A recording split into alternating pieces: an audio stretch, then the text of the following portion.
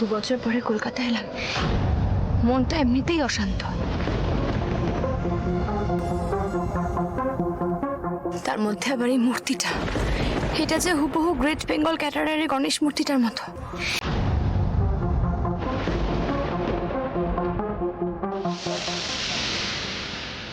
দেখে আস্তে।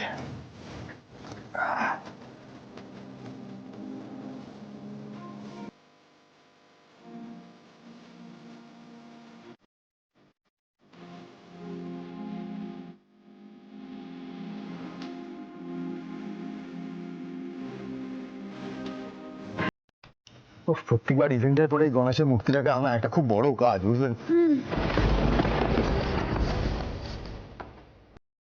না না, ওই মূর্তি নয় নিশ্চয়ই। কি সব ভাবছি আমি। একই দেখতে মূর্তি তো হতেই পারে, তাই না?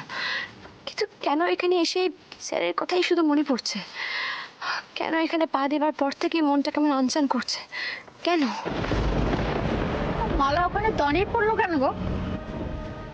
আমার মন বলছে জানিস, মালার মনটা না একদম ভালো নেই গো।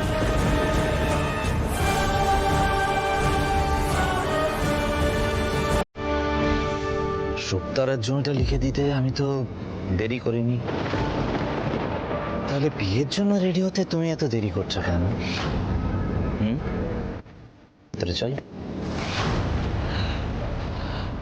আপনারা আপনারা বাইরে কেন দাঁড়িয়ে আছেন? ভেতরে চলুন। হ্যাঁ, কি দাঁড়িয়ে আছেন কেন? ভেতরে নিয়ে যাও। চলুন চলুন, আসুন আসুন।